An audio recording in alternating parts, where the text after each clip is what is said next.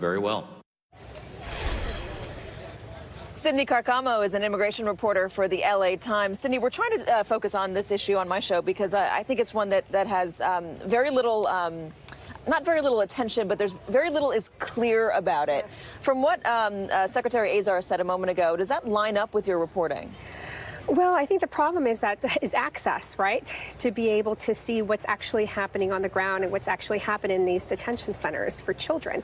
I think we have to keep in mind, though, that unaccompanied children have been coming for quite some time.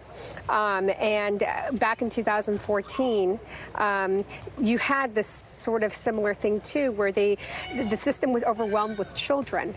And so they were kept in these facilities that were supposed to be temporary, but they ended up being for much longer than they were intended to be. Are the kids being reunited with their parents, even if their parents are deported?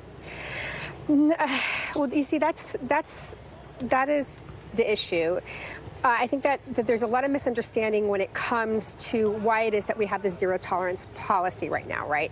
So this stems back to a law that goes back to like the 1920s that basically makes it a crime to enter the U.S. illegally. For a long time, some people have been prosecuted and others have not. Now the policy is that almost everyone's going to be prosecuted for coming clandestinely or for asking for asylum through a non-port of entry.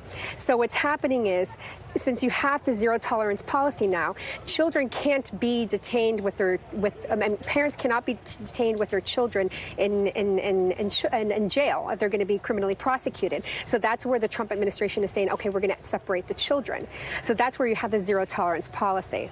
How are they? I mean, they say that they're looking after the kids, but they haven't shown anybody what they're doing, and there are reports that what the kids they've had to look after in the past have not necessarily gone missing, but they're unaccounted for right now. They haven't been able to keep track of them for whatever reason.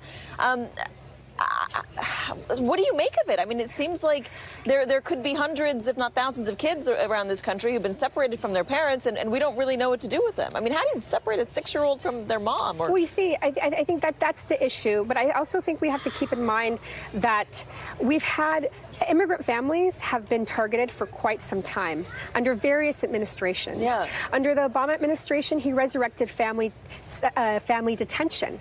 So instead of separating families, he would detain them in facilities that many reports have said were not up to standard. So now what the Trump administration is doing is they're saying, okay, what we're going to do is we're going to actually apply the law to everyone. A law that's been in the books for decades, by the way. It was not the Democrats. And what we're going to do is that's going to be how we're going to separate these families. I think the intent is to disincentivize people from coming to the U.S. illegally. Yeah. But whether that's successful it's really up for grabs, and I think that's for another conversation. They can't even say whether it's successful yet because I think it's too early to tell. Exactly. Sydney Carcamo, thank you so much for coming out and trying to help us understand this. It's such an important story. Thank you for having me. Thank you. Of course. And if the president has his way, the debate over kneeling and patriotism will not go away anytime soon. More on that when our live coverage from Huntington Beach, California.